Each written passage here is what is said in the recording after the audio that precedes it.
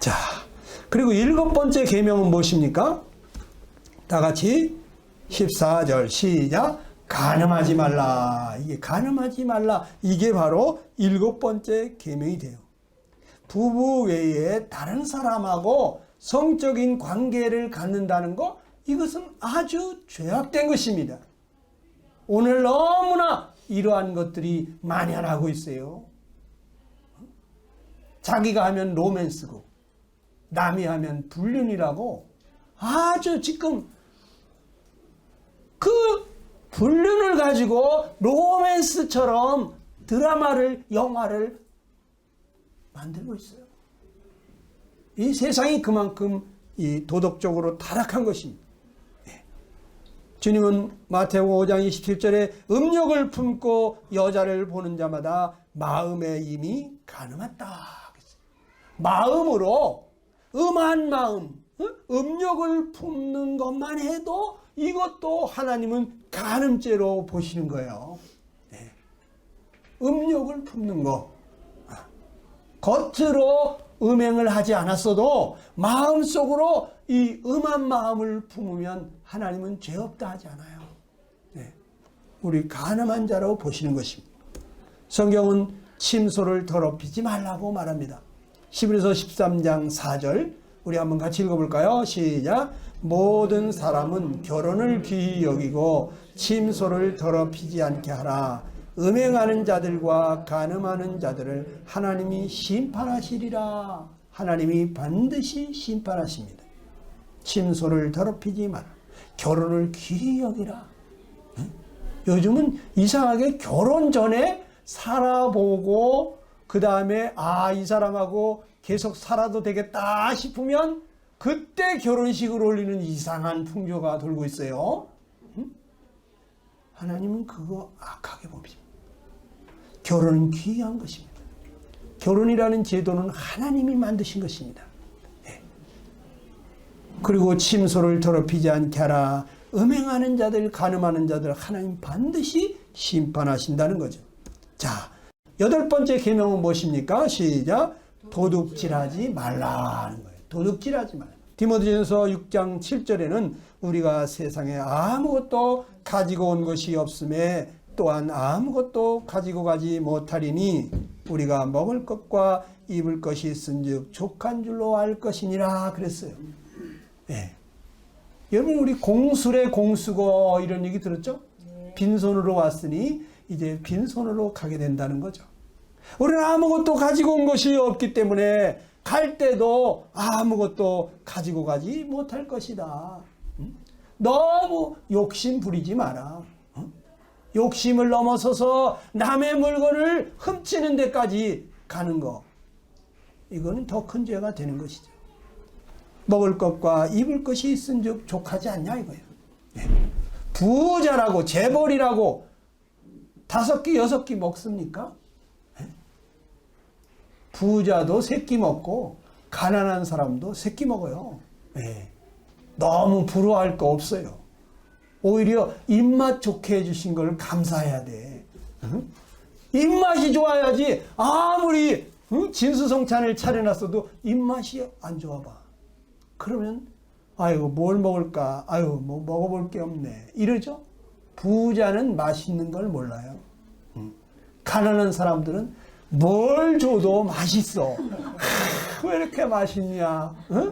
여러분 먹을 것과 입을 것이 있은즉 족한 줄로 알라는 거예요. 그런 사람이 행복해요. 행복해요. 네. 사람이 이 욕심 때문에 죄를 지어요. 이 돈 사랑하는 것에 대해서는 하나님이 이렇게 말합니다. 디모데전서 6장 8절로 9절입니다. 시작. 부하려 하는 자들은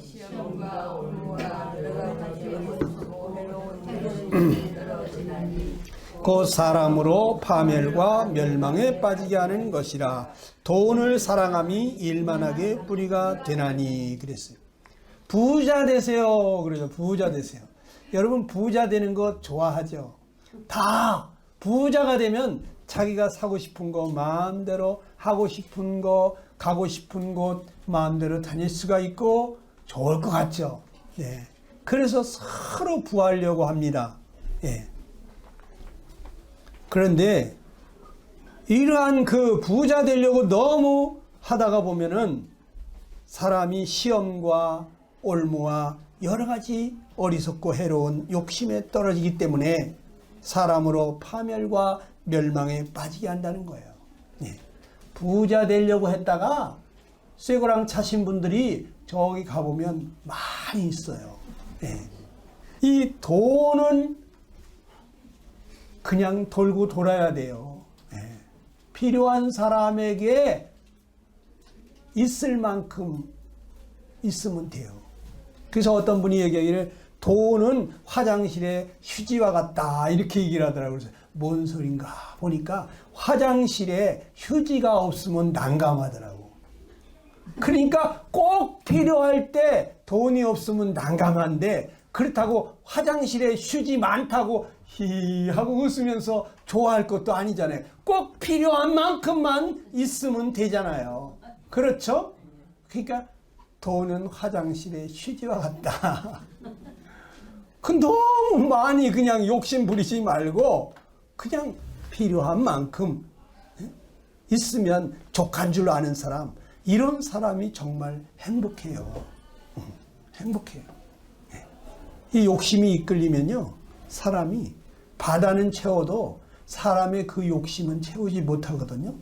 그래서 늘 부족함을 느끼기 때문에 감사가 없어요. 그런 사람은 늘 뭔가 불만이 있어요. 예. 예. 원망이 있고 불만이 있고 행복이 없어요. 예. 자, 또 도둑질하는 자는 다시 도둑질하지 말고 돌이켜 가난한 자에게 구제할 수 있도록 자기 손으로 수고하여 선한 일을 하라. 이것이 하나님의 뜻입니다.